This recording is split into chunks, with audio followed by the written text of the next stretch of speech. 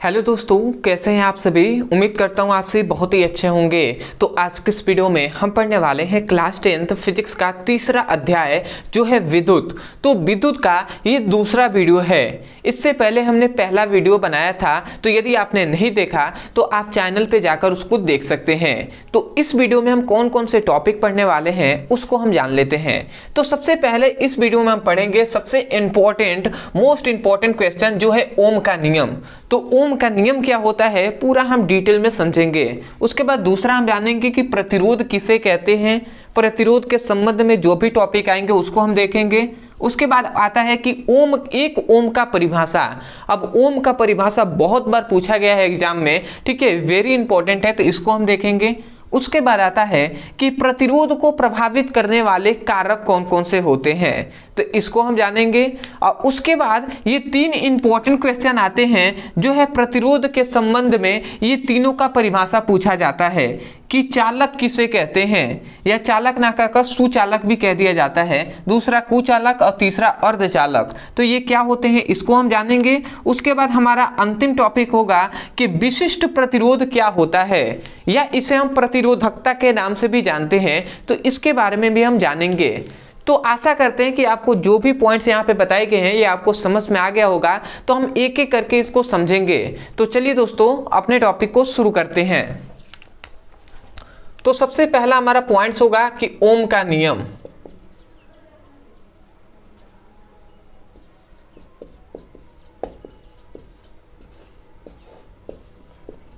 अब देखिए ओम का नियम क्या होता है। तो देखिए ओम का नियम यदि आपको समझकर याद करना है इसी वीडियो में, तो आपको ध्यान से समझना होगा जो हम बता रहे हैं। तो ओम के नियम को समझने के लिए हम एक चालक तार लेते हैं। ये एक चालक तार है जो है ए और बी, ठीक है। अब इस चालक तार में हमने क्या कर दिया, इस चालक तार में हमने एक कुंजी लगा दिया और एक हमने इसमें बैटरी से इस चालक तार को जोड़ दिया, ठीक है। ये क्या है, ये हमने कहा कि एक चालक तार है ए और बी, ठीक है। इस चालक तार को थोड़ा सा मैं मोटा कर दे रहा हूं कि आपको याद रहे। तो ये चालक तार है ए और बी, और इस चालक तार को एक हमने कुंजी और एक हमने बैटरी से इसको जोड़ दिया। और उसके बाद जैसे ही हमने इस चालक तार में विद्युत धारा प्रवाहित किया, तो इस चालक के सिरों पर, इस जो चालक है ए बी, तो इस चालक के सिरों पर जो उत्पन्न विभवांतर होता है, उत्पन्न विभवांतर होता है, वो उसमें प्रवाहित धारा के समानुपाती होता है। मतलब जो V होता है वो समानुपाती होता है I के। यही से आपको इसको याद रखना है, यही बात आपको बोलना है ओम के नियम में। तो ये आप क्या कहेंगे, तो हमने जो चालक तार लिया है इसके भौतिक अवस्था में यदि कोई परिवर्तन ना हो, सबसे पहला ये पॉइंट याद रखना है कि ये जो चालक तार है, ये जो चालक है, तो इस चालक तार में चार के क्या है भौतिक अवस्था में। अब देखिए आपको याद हो जाएगा डेफिनेशन, जो नियम है। आप क्या कहेंगे कि कोई चालक तार है तो उसकी भौतिक अवस्था में कोई परिवर्तन ना हो। अब आप कहेंगे कि भौतिक अवस्था क्या होता है, तो भौतिक अवस्था का मतलब ये होता है कि ये जो चालक तार है इसकी लंबाई में, चौड़ाई में, इसकी ताप में, दाब में कोई भी परिवर्तन ना हो। मतलब जैसे पहले हो वैसे ही बाद में भी रहे धारा प्रवाहित करने के बाद। तो इसके चालक के, यही कहा जा रहा है कि किसी चालक के भौतिक अवस्था में कोई परिवर्तन ना हो, तो उस चालक में प्रवाहित धारा, उस चालक में प्रवाहित धारा, उस चालक में प्रवाहित धारा उस चालक के सिरों पर उत्पन्न विभवांतर के क्या होता है। मतलब ऐसे आप कहेंगे कि किसी चालक के भौतिक अवस्था में कोई परिवर्तन ना हो, तो उस चालक के सिरों पर उत्पन्न विभवांतर, उस चालक के सिरों पर उत्पन्न विभवांतर उस चालक में प्रवाहित धारा के समानुपाती होता है। समझ गए ना।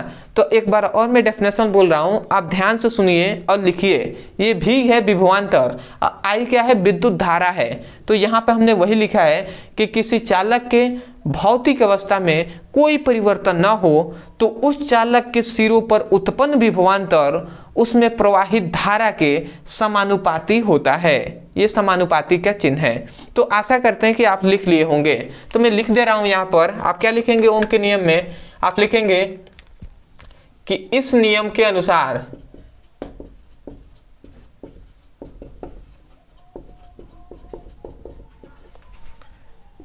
किसी चालक के भौतिक अवस्था में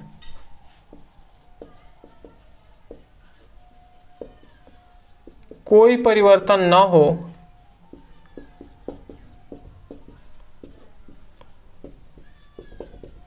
तो उस चालक के सिरों पर उत्पन्न विभवांतर, उस चालक के सिरों पर उत्पन्न विभवांतर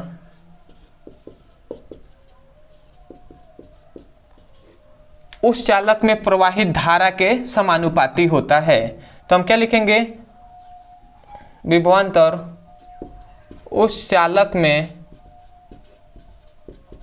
प्रवाहित धारा के क्या होता है, समानुपाती होता है। उस चालक में प्रवाहित धारा के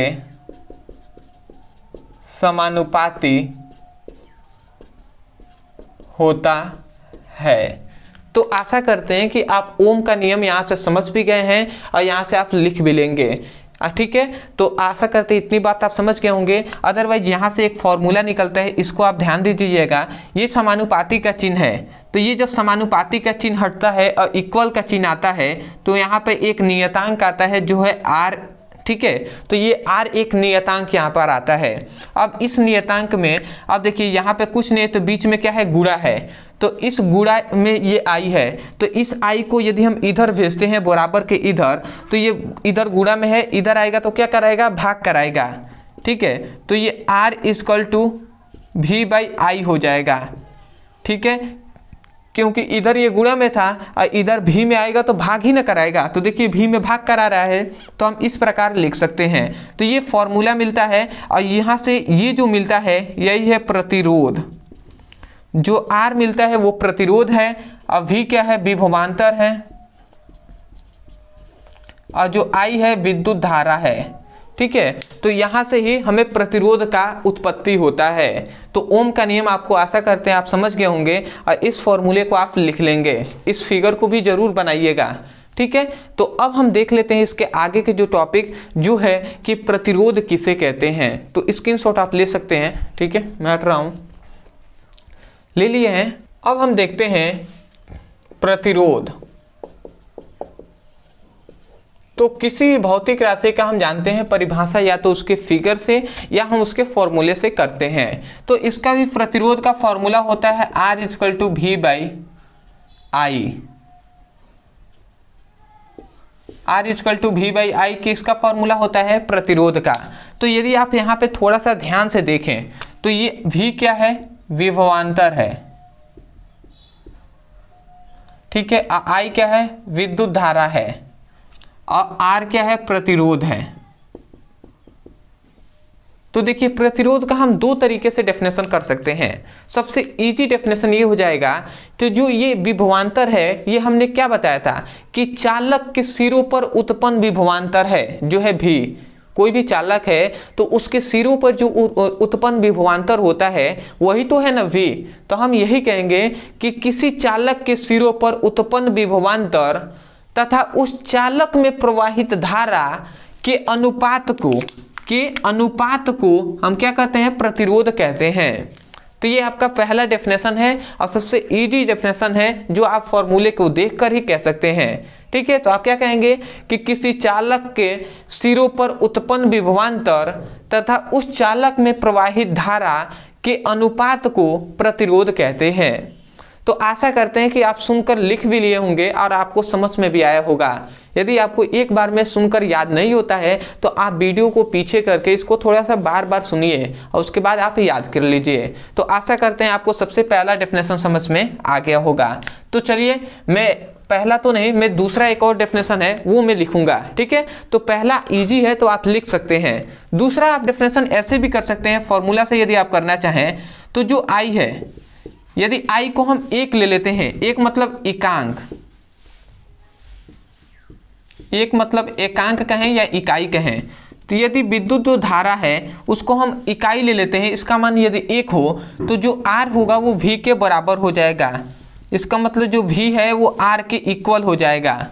ठीक है, अब V क्या है, विभवांतर है किसके, तो चालक के सिरों पर उत्पन्न विभवांतर है जो है V।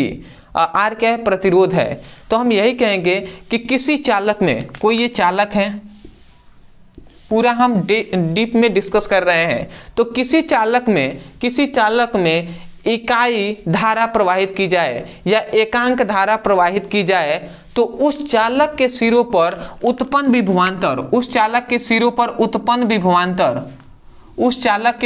उत्पन्न विभवांतर क्या कहलाता है, प्रतिरोध कहलाता है। समझ में आ गया। आप क्या कहेंगे, किसी चालक में इकाई धारा या एकांक धारा, आप यहाँ पे इकाई भी कह सकते हैं, इकाई भी आप कह सकते हैं, तो आप क्या कहेंगे, किसी चालक में इकाई धारा प्रवाहित करने पर उस चालक के सिरों पर उत्पन्न विभवांतर प्रतिरोध कहलाता है। तो आप यहाँ से कहिए या यहाँ से कहिए, तो मैं एक बार और इसका डेफिनेशन, दूसरा वाला डेफिनेशन बोल रहा हूँ, आप दोनों में से जो अच्छा लगे वो आप याद रखिएगा या आप दोनों याद रखिए, क्योंकि दोनों इजी है। आप क्या कहेंगे कि किसी चालक में इकाई धारा प्रवाहित करने पर उस चालक के सिरों पर उत्पन्न विभवांतर प्रतिरोध कहलाता है। तो आशा करते हैं आप समझ गए होंगे। मैं डेफिनेशन यही वाला लिख दे रहा हूं, आप लिखेंगे किसी चालक में इकाई धारा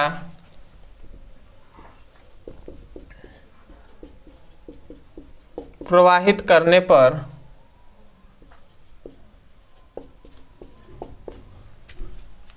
चालक के सिरों पर उत्पन्न विभवांतर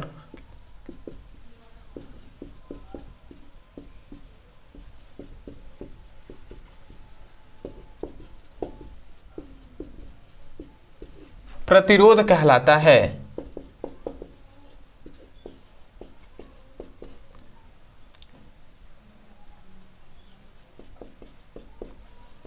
ठीक है, तो यहाँ पे हमने प्रतिरोध का डेफिनेशन बोल दिया है। बताइए, आपको रटवाना पड़ा, आपको समझ कर याद करना है। फिजिक्स में मेरा पूरा मकसद यही है कि आपको कोई भी टॉपिक आपको रटना ना पड़े, उसको समझ कर आप याद करें। ठीक है, और मुझसे जितना कोशिश होता है उतना मैं समझाने के प्रयास करता हूँ। और बहुत से ऐसे स्टूडेंट हैं जो लिख नहीं पाते जब बोला जाता है, तो इसलिए मैं यहाँ पर लिखवाता हूँ, इसीलिए थोड़ा सा समय भी ज़्यादा लगता है। तो कोशिश यही रहे कि अभी आप क्लास 10th में, क्लास 12th में जाएंगे तो स्टैंडर्ड थोड़ा आपका हाई हो जाएगा और सिलेबस भी बहुत ज़्यादा हो जाएगा, तो वहाँ पर आपको पूरी चीज़ लिखवाना नहीं पड़ेगा। ठीक है, लिखने पर वैसे सिलेबस ही कंप्लीट आपका नहीं हो पाएगा, तो लिखने से कोई फायदा नहीं है। ठीक है, तो आपको बोल कर ही बताया जाएगा। थोड़ा सा यहाँ पे जो समय दिया जा रहा है वही आपको समझाने में समय दिया जाएगा और वहीं से आपको कहा जाएगा कि आप लिखिए। तो उस तरीके से आपको लिखने का प्रयास अभी आपको करना है। ठीक है, भले ही हम नोट्स प्रोवाइड करा रहे हैं, अंत में हम बताएंगे भी, पर आप कोशिश कीजिए कि एक रफ की कॉपी लेकर बैठिए और जब आपको डेफिनेशन यहाँ से बोला जा रहा है तो आप वीडियो को पहले सुनिए अच्छे से, उसके बाद वीडियो को रोक कर आप एक बार डेफिनेशन को स्वयं कॉपी पर लिखिए और उसको अपने मुंह से भी बोलिए। ठीक है, जितना आप बोलेंगे, जितना प्रैक्टिस करेंगे, उतना ही आपको अच्छे से समझ में आएगा। तो आशा करते हैं इसका हमने 2 डेफिनेशन बताया, वो आपको समझ में आ गया होगा। अब यहाँ पे एक और पॉइंट्स आता है, उसको अब हम जान लेते हैं, जो कि बहुत इंपॉर्टेंट है। यहाँ से आता है कि इसका मात्रक क्या होता है। ठीक है, तो यदि मात्रक पे आता है तो इसका मात्रक याद रखेंगे, वोल्ट प्रति एम्पियर। सबसे पहला आता है वोल्ट प्रति एम्पियर होता है इसका मात्रक, और दूसरा जो है फेमस इसका मात्रक जो है ओम। तो जो प्रतिरोध का मात्रक क्या होता है, ओम होता है। अब आप ये बात याद रखेंगे कि जो ओम का, या तो आप वोल्ट प्रति एम्पियर कहिए या ओम कहिए, दोनों बात एक ही है। ठीक है, तो ज़्यादातर ओम आपको डेफिनेशन जो क्या होता है, जैसे ऐसे पूछ लिया जाता है कि प्रतिरोध का मात्रक है बहुविकल्पीय क्वेश्चन में, और ओम ना देकर आपको वोल्ट प्रति एम्पियर दे दिया जाएगा। तो आपको ध्यान रखना है कि दोनों इसका मात्रक होता है। ठीक है, तो इनको आपको याद रखना है। अदरवाइज एक और आपको याद रखना है कि जो प्रतिरोध होता है वो कौन सी राशि होता है, तो वो अदिश राशि होता है। अदिश राशि का मतलब इसमें दिशा नहीं होता है, केवल क्या होता है, परिमाण होता है। तो आशा करते हैं कि इतनी बात आपको समझ में आ गया होगा। अदरवाइज इसी के संबंध में एक बहुत ही फेमस डेफिनेशन है जो है कि ओम का डेफिनेशन पूछ लिया जाता है। कहा जाता है कि एक ओम को परिभाषित कीजिए। इस प्रकार बोर्ड एग्जाम में बहुत बार क्वेश्चन पूछा जाता है, तो इसको भी हम समझ लेते हैं। ठीक है, एक ओम का परिभाषा, थोड़ा सा मैं इसको मिटा कर एक ओम का परिभाषा भी मैं बता दूं आपको। और कुछ भी रटने का नहीं है, आपको समझ कर याद करना है। देखिए इसको भी आपको समझना है, यहाँ पे ज़्यादा कुछ समझने वाला ही है। देखिए अब एक ओम का डेफिनेशन आप स्वयं प्रैक्टिस करके लिखेंगे। यहाँ पर ध्यान दीजिएगा, ये ओम का, आप यहाँ पे थोड़ा सा इस फॉर्मूले को ध्यान से देखिए।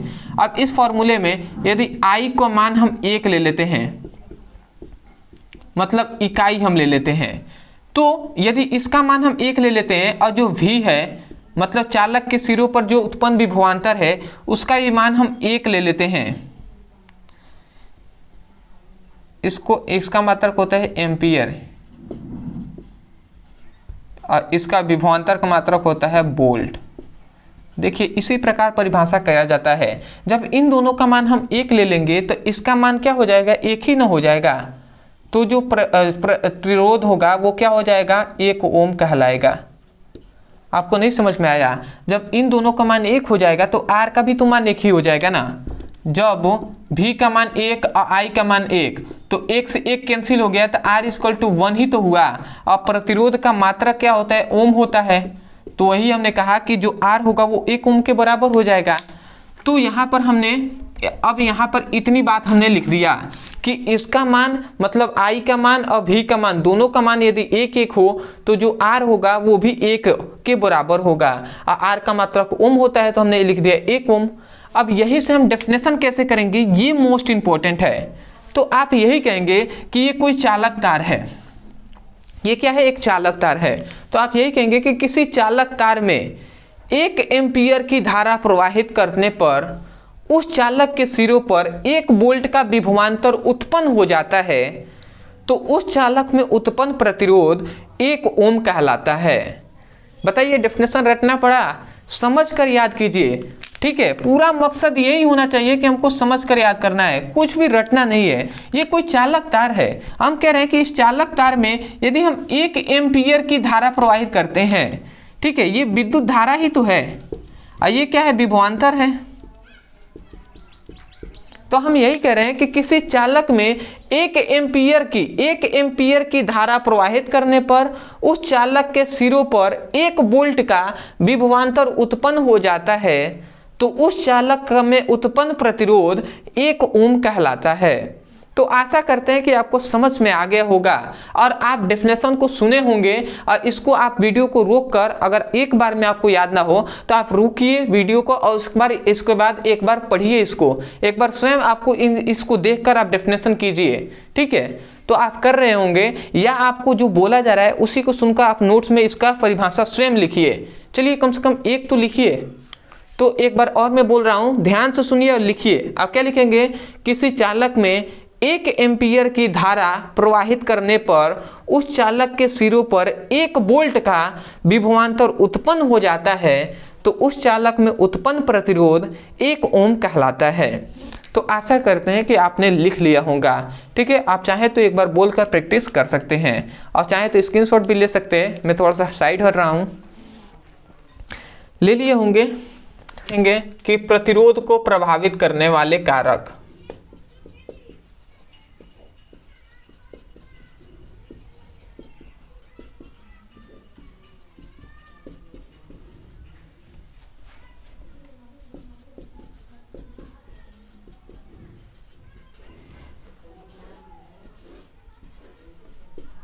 अब देखते हैं कि प्रतिरोध को प्रभावित करने वाले कारक कौन कौन से होते हैं। तो देखिए, प्रतिरोध को भी प्रभावित करने वाले कारक बहुत सारे हैं। ठीक है, कितने, तो बहुत सारे हैं। तो हम लिख देंगे कि निम्नलिखित होते हैं, मतलब प्रतिरोध को प्रभावित करने वाले कारक निम्नलिखित होते हैं। अब यहाँ पे सबसे पहला आता है आपका कौन है, तो मैं यहाँ पे सबसे पहला ले रहा हूँ लंबाई। अब किसकी लंबाई, तो चालक तार की लंबाई। तो यहाँ से एक याद रखेंगे कि एक फॉर्मूला कि जो प्रतिरोध होता है वो चालक तार की लंबाई के समानुपाती होता है।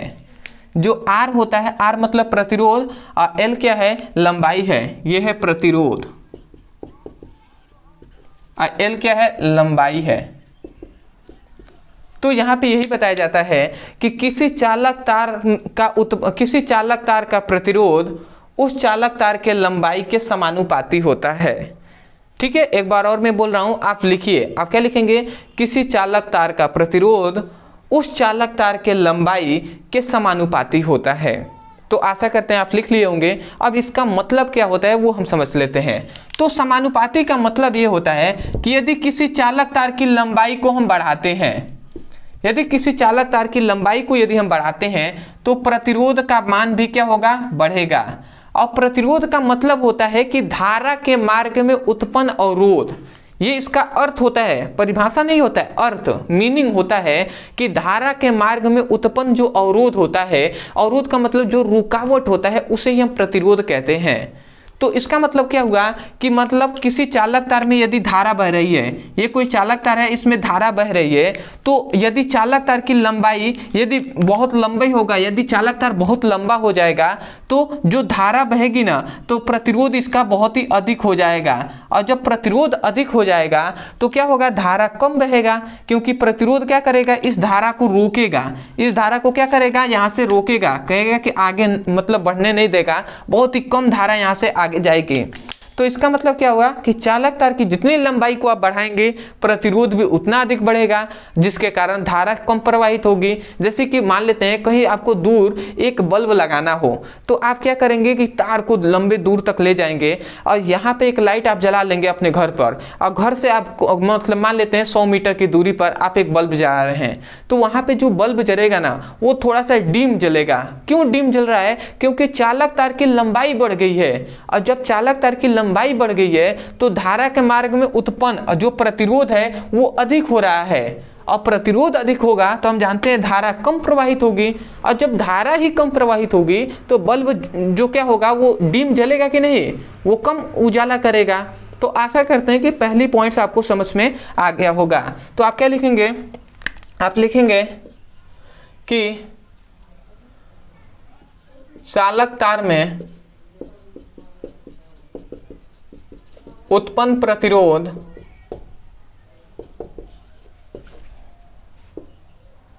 चालक के लंबाई के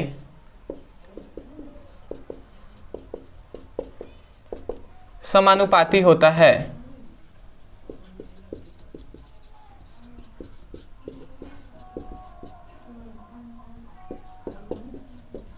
ठीक है, तो यहाँ पे हमने डेफिनेशन भी लिख दिया, सॉरी इसका पहला इसको प्रभावित करने वाला कारक है कि मतलब चालक तार की लंबाई को बढ़ा देंगे तो प्रतिरोध भी बढ़ जाएगा। इसको लिखने के बाद आप इसको नीचे लिख लेंगे। उसके बाद दूसरा आता है, ठीक है, नोट्स भी हम प्रोवाइड कराएंगे, केवल हम यहाँ पे समझाने की कोशिश ज़्यादातर कर रहे हैं, जो है क्षेत्रफल, जो है ए। तो अब क्षेत्रफल क्या होता है इसको अब हम देख लेते हैं। तो देखिए जो प्रतिरोध होता है वो क्षेत्रफल के व्युत्क्रमानुपाती होता है। ये ए क्या है, क्षेत्रफल है, ठीक है, और ये प्रतिरोध है। तो हम कह रहे हैं कि किसी चालक तार में उत्पन्न प्रतिरोध चालक तार के क्षेत्रफल के समान क्या होता है, व्युत्क्रमानुपाती होता है। अब क्षेत्रफल का मतलब होता है कि चालक तार की मोटाई, यहाँ पर क्षेत्रफल से संबंधित किससे है, मोटाई से। इसका मतलब क्या हुआ कि चालक तार जितना मोटा रहेगा उतना, मतलब इसका मतलब यह हुआ कि चालक तार की मोटाई यदि हम बढ़ा देंगे तो प्रतिरोध का मान क्या हो जाएगा, कम हो जाएगा। समझ गए ना, मतलब चालक तार की जितनी हम मोटाई बढ़ाएंगे उतना प्रतिरोध का मान क्या हो जाएगा, कम होगा। इसीलिए हम मोटे तार का यूज करते हैं। यदि दूर हमें ले जाना है तो हम मोटा तार का यूज करेंगे, क्योंकि यदि हम मोटे तार का यूज करेंगे तो क्या होता है, मोटे तार का यूज करेंगे तो प्रतिरोध का मान कम हो जाएगा, और जब प्रतिरोध का मान कम होगा तो धारा में क्या होगा, धारा के मार्ग में अवरोध भी कम हो जाएगा, और जब अवरोध ही कम होगा तो धारा पूरी बहेगी, और जब विद्युत धारा पूरी बहेगी तो बल्ब उजाला ज़्यादा करेगा। तो समझ रहे हैं ना, तो यही कहा जा रहा है। आप लिख लेंगे दूसरा कि किसी चालक तार में उत्पन्न प्रतिरोध चालक तार की मोटाई के या चालक तार के क्षेत्रफल के समानुपाती व्युत्क्रमानुपाती होता है। ठीक है, एक बार और मैं बोल रहा हूं, ध्यान से सुनिए। आप क्या लिखेंगे किसी चालक तार में उत्पन्न प्रतिरोध, किसी चालक तार में उत्पन्न प्रतिरोध चालक तार के अनुप्रस्थ काट के क्षेत्रफल के व्युत्क्रमानुपाती होता है। तो इतनी बात आप लिख लेंगे। तीसरा आता है ताप। ठीक है, तो आप अब आता है ताप। तो ताप का मतलब यहाँ पे टेम्परेचर से है, तो किसी चालक तार में उत्पन्न जो प्रतिरोध होता है, किसी चालक तार में उत्पन्न प्रतिरोध क्या होता है, ताप के भी समानुपाती होता है। ठीक है, मतलब यदि चालक तार गर्म हो जाए तो उसमें प्रतिरोध भी क्या हो जाएगा, अधिक हो जाएगा। उसमें चालक तार में उत्पन्न जो प्रतिरोध होगा वो अधिक हो जाएगा। ठीक है, और जिसके कारण विद्युत धारा कम प्रवाहित होगी। तो आप क्या लिखेंगे, जैसे कि एग्जाम्पल से पहले मैं समझा दूं, जैसे कोई चालक तार है, उसमें ज़्यादा देर से क्या हो रहा है, विद्युत धारा प्रवाहित हो रही है, तो वो चालक तार आप देखते हैं गर्म हो जाता है। तो जब गर्म हो जाएगा तो क्या होगा, गर्म हो जाएगा तो जब गर्म होगा तो विद्युत धारा उसमें कम प्रवाहित होगी। क्यों कम प्रवाहित होगी, क्योंकि उसमें प्रतिरोध भी बढ़ जाएगा। अब प्रतिरोध बढ़ेगा तभी तो धारा के मार्ग में उत्पन्न अवरोध करेगा। ठीक है, उसको रोकेगा धारा को, और जब धारा को रोकेगा तो विद्युत धारा कम प्रवाहित होगी। ठीक है, तो इसका मतलब हमें क्या पता चला कि किसी चालक तार का उत्पन्न प्रतिरोध जो होता है वो उस चालक तार के ताप के समानुपाती होता है।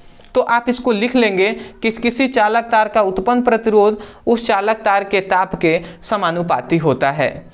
तो आशा करते हैं कि आपको समझ में आ गया होगा। तो आप चाहें तो इसका स्क्रीनशॉट ले सकते हैं। मैं साइड हट रहा हूं, ले लिए हैं।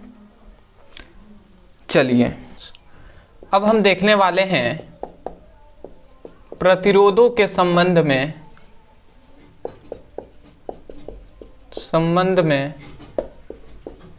कुछ महत्वपूर्ण परिभाषाएं जो बार बार बोर्ड एग्जाम में पूछ लिए जाते हैं। तो सबसे पहले हम देखेंगे जो है चालक, जिसे हम सुचालक के नाम से भी जानते हैं। तो चालक कहे या सुचालक, दोनों बात एक ही है। तो अब आता है कि चालक किसे कहते हैं। तो याद रखेंगे कि ऐसा कोई भी पदार्थ जिसमें विद्युत धारा या हम कह सकते हैं कि आवेशों का प्रवाह सुगमता से हो जाए, मतलब आसानी से उसमें आवेश प्रवाहित हो जाए, तो उस पदार्थ को हम क्या कहते हैं, उस पदार्थ को ही हम चालक कहते हैं। ठीक है, तो हम क्या कहेंगे, हम इसका डेफिनेशन कहेंगे कि वे पदार्थ जिसमें आवेशों का प्रवाह क्या हो, सुगमता से हो जाए। सुगमता मतलब आसानी से हो जाए, तो उसे चालक कहते हैं। मतलब उस पदार्थ को ही हम चालक कहते हैं। ठीक है, जो भी पदार्थ में क्या हो, आवेश जो हो वो क्या हो, आसानी से प्रवाहित हो जाए। आवेश को जगह पर आप विद्युत धारा भी कह सकते हैं कि वे पदार्थ जिसमें विद्युत धारा का प्रवाह सुगमता से हो जाता है उसे हम चालक कहते हैं। क्योंकि जब आवेश प्रवाहित होगा तभी तो विद्युत धारा प्रवाहित होगा, तो इसीलिए। ठीक है, तो आप इसका एग्जाम्पल लिख सकते हैं। ठीक है, जितने भी धातुएं हैं, ठीक है, सभी धातुओं में क्या होगा, विद्युत धारा प्रवाहित हो जाएगा। जो जल होता है इसमें भी विद्युत धारा प्रवाहित हो जाएगा। जो क्या होती है, हरी भरी जितनी भी लकड़ियां होती हैं, ठीक है, मतलब पेड़ पौधे जो होते हैं, पेड़ पौधों में, ठीक है, सूखी पेड़ पौधे हम नहीं कह रहे, पेड़ पौधे जो हरे हैं, ठीक है, और मानव में मतलब जीव में, सिंपल वे में लिखे तो जीवों में, जीव मतलब पेड़ पौधे भी आ जाएंगे। ठीक है, तो ये सभी इसके एग्जाम्पल हैं। अब आते हैं दूसरा जो है कि अचालक।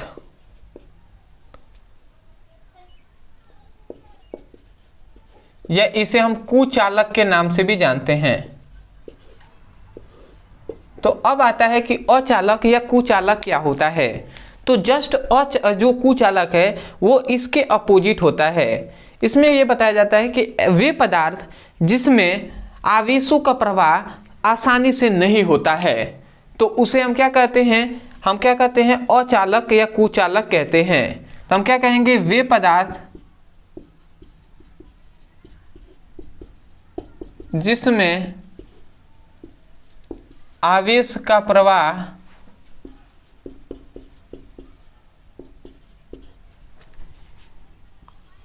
आसानी से नहीं होता है उसे अचालक कहते हैं। ठीक है, तो यहाँ पर हमने डेफिनेशन लिख दिया है। अब जैसे इसका यदि आप उदाहरण जानना चाहें तो उदाहरण बहुत ही सिंपल है, जो है आपका कांच। ठीक है, जो कांच होता है उसमें क्या होता है, विद्युत धारा प्रवाहित मतलब आवेश प्रवाहित नहीं होता है। जो आपकी सूखी लकड़ियां हैं,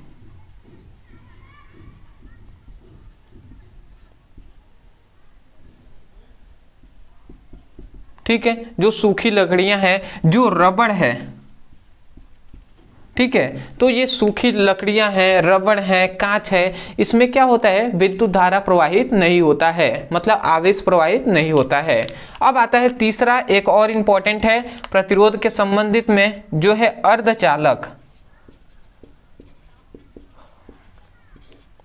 अब अर्धचालक का ही डेफिनेशन सबसे थोड़ा सा कठिन स्टूडेंटों को लगता है, ठीक है, क्योंकि इन दोनों को तो कंपैरिजन करके आप याद कर सकते हैं, परंतु अर्धचालक में ये बताया जाता है कि ऐसा कोई भी पदार्थ जिसमें जो सामान्य ताप पर उसमें आवेश प्रवाहित नहीं होगा, मतलब ऐसा कोई भी पदार्थ यदि उसका नॉर्मल टेम्परेचर है, सामान्य है, जैसे वो रह रहा है वैसे ही है, तो उसमें विद्युत धारा प्रवाहित नहीं होगा। परंतु यदि हम उसको ताप को बढ़ा देंगे और यदि हम उसको गर्म कर देंगे तो उसमें क्या होगा, विद्युत धारा प्रवाहित होने लगेगा। ठीक है, तो हमने क्या कहा कि ऐसा वे पदार्थ जो सामान्य ताप पर, जिसमें सामान्य ताप पर क्या होता है, आवेश प्रवाहित नहीं होता है,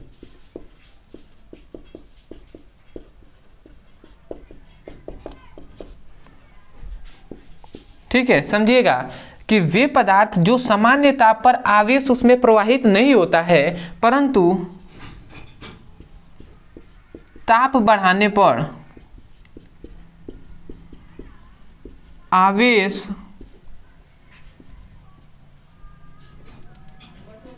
प्रवाहित होने लगता है,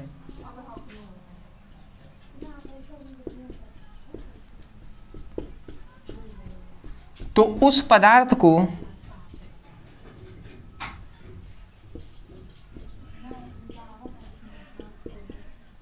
क्या कहते हैं, अर्धचालक कहते हैं।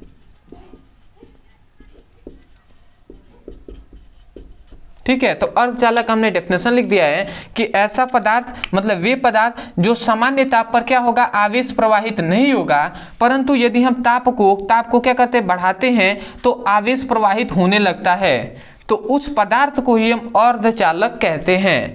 जैसे कि सिलिकॉन,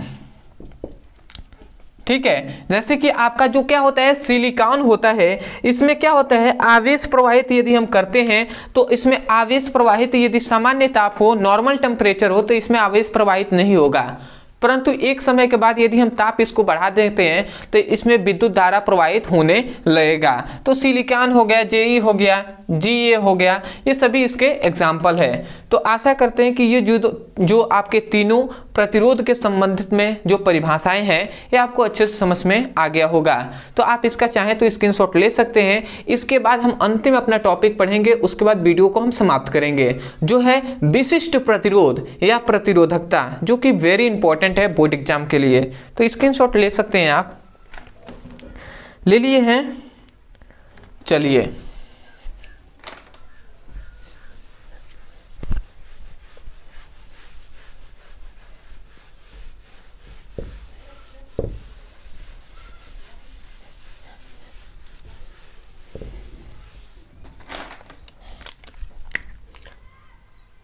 अब हम देखेंगे विशिष्ट प्रतिरोध,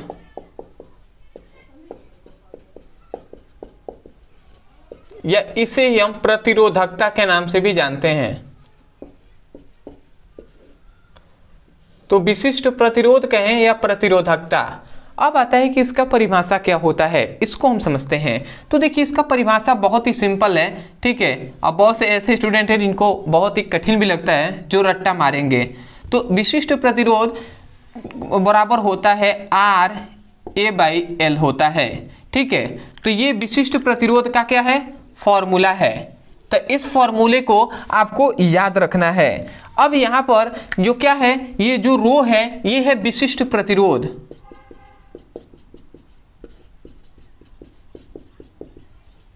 ठीक है। और यहाँ पे ये R क्या है, R है प्रतिरोध, ठीक है। और ये क्या है, ये है अनुप्रस्थ काट का क्षेत्रफल,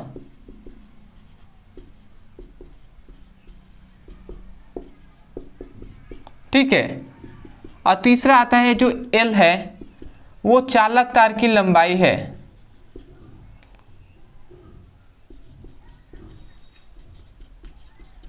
ठीक है। तो ये हमने सब कुछ आपको लिख दिया है।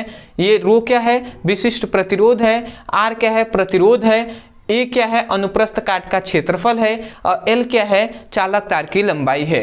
अब आपको ध्यान से इसको याद रखना है। अब यहाँ पर यदि L का मान जो है उसको हम इकाई ले लेते हैं, इकाई मतलब 1, ठीक है। तो यदि चालक तार की जो लंबाई है यदि हम उसको 1 ले लेते हैं, और जो चालक तार की मोटाई है, अनुप्रस्थ काट का क्षेत्रफल का मतलब चालक तार की मोटाई, तो यदि हम चालक तार के अनुप्रस्थ काट का जो क्षेत्रफल है, मतलब चालक तार का जो क्षेत्रफल है उसको यदि हम 1 ले लेते हैं, मतलब उसको भी हम 1 ले लेते हैं, ठीक है। तो जो उस समय उत्पन्न जो प्रतिरोध होगा वो क्या हो जाएगा, वो विशिष्ट प्रतिरोध कहलाएगा। ये कहलाएगा कि नहीं, ध्यान से समझिएगा। हमने कहा इन दोनों की जगह पर यदि 1 रख दिया जाए, ध्यान से समझिएगा, ये म्यू है, ठीक है, R है, A की जगह पर 1 रख दें और L की जगह पर भी 1, तो ये R से R1 में गुणा हो जाएगा, तो क्या हो जाएगा, R हो जाएगा। 1 का तो नीचे कोई मतलब होता नहीं है, तो 1 को हम हटा देते हैं, तो ये दोनों आपस में इक्वल हो जाएंगे। इसी प्रकार हमने लिखा कि इन दोनों का मान यदि 1 हो जाए तो जो क्या होगा, रो होगा, वो क्या हो जाएगा, R के बराबर हो जाएगा। तो इससे से हम इसका डेफिनेशन करेंगे। हम क्या कहेंगे कि क्या है, कोई चालक तार है, ये कोई क्या है, चालक तार है। तो हम यही कहेंगे कि किसी चालक तार की लंबाई, मतलब हम ये कहेंगे ये चालक तार है ना, तो हम यही कहेंगे कि इकाई लंबाई, ध्यान से समझिएगा आपको क्या कहा जा रहा है। ये L क्या है, लंबाई है, और ये क्या है, अनुप्रस्थ काट का क्षेत्रफल है, और ये है प्रतिरोध।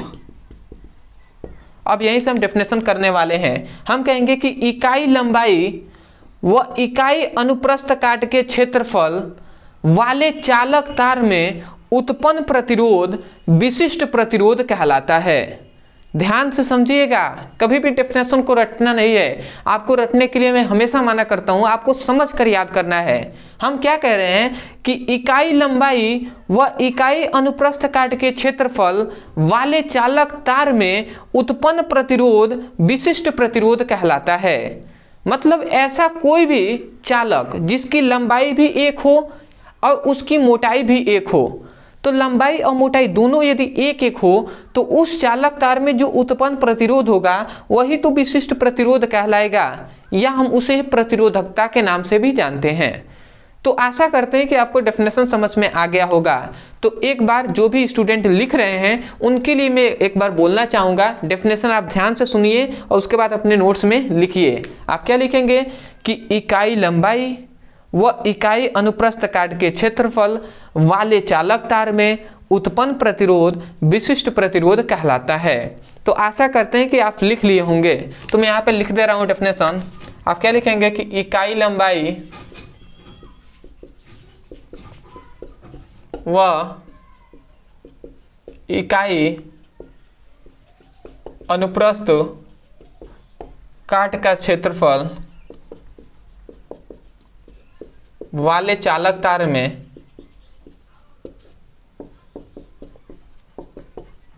उत्पन्न प्रतिरोध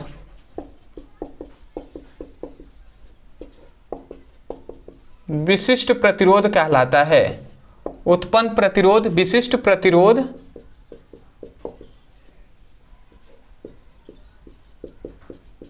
कहलाता है और इसे हम प्रतिरोधकता के नाम से भी जानते हैं।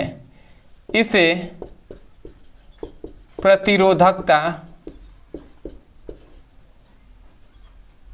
के नाम से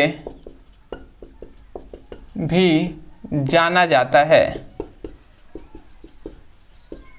ठीक है, तो हमने सब कुछ आपको डिटेल में यहाँ पर बता दिया है। अब एक दो पॉइंट्स हैं, इसका पूछ लिया जाता है कि इसका मात्रक क्या होता है। तो इसका मात्रक याद रखेंगे, इसका मात्रक होता है ओम मीटर। ठीक है, ओम मीटर इसका होता है, क्योंकि प्रतिरोध का मात्रक होता है मीटर, क्षेत्रफल का मात्रक होता है मीटर स्क्वायर और इसका मात्रक होता है मीटर। तो 1 मीटर से 2 मीटर यहाँ पे ऊपर है, इधर 1 मीटर है, तो 1 मीटर से 1 मीटर कैंसिल हो जाएगा, तो 1 मीटर बचेगा, तो ओम मीटर हमने लिख दिया है। तो आशा करते हैं आप समझ गए होंगे। राशि कौन सी है, तो ये अदिश राशि होती है, मतलब इसमें केवल परिमाण होता है, दिशा नहीं होती है। तो आशा करते हैं कि जितने भी बातें आपको बताई गई हैं, जो भी टॉपिक आपको पढ़ाए गए हैं, ये आपको समझ में आया होगा। तो यदि आपको समझ में आया है तो चैनल से जुड़ जाइएगा, चैनल को जरूर सब्सक्राइब कीजिएगा और सपोर्ट करने के लिए जो भी आपके फ्रेंड्स हैं उनसे ज़रूर बताइएगा। अदरवाइज बहुत से ऐसे स्टूडेंट हैं जो नोट्स ले भी रहे हैं, और यदि आप भी नोट्स लेना चाहते हैं तो नीचे दिए गए नंबर पर आप हमारी टीम से मैसेज करके आप उनसे नोट्स परचेज कर सकते हैं। ठीक है, बहुत ही कम रुपये में आपको पूरी फिजिक्स और केमिस्ट्री का 1 वर्ष के लिए नोट्स दिया जा रहा है। तो आप चाहें तो ले सकते हैं, अदरवाइज मैं यहाँ पे बार बार बोलता हूँ, लिखवाता हूँ, तो आप ऐसे भी नोट्स बना सकते हैं। यदि आप चाहें तो इतना तो लिखा जाता है कि आप बना सकते हैं। ठीक है, और यदि आपके पास समय कम है तो आप ले भी सकते हैं, कोई दिक्कत नहीं है। हमारी टीम आपकी सपोर्ट करेगी। नीचे दिए गए नंबर पे आप व्हाट्सएप करके मैसेज द्वारा आप उनसे नोट्स मांग सकते हैं।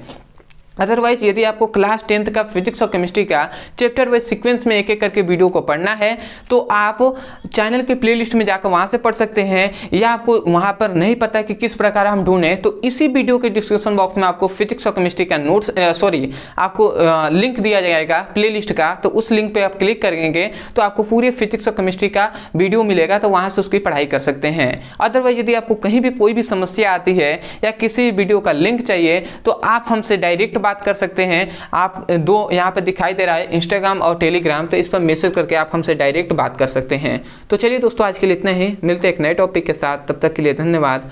जय हिंद, जय भारत।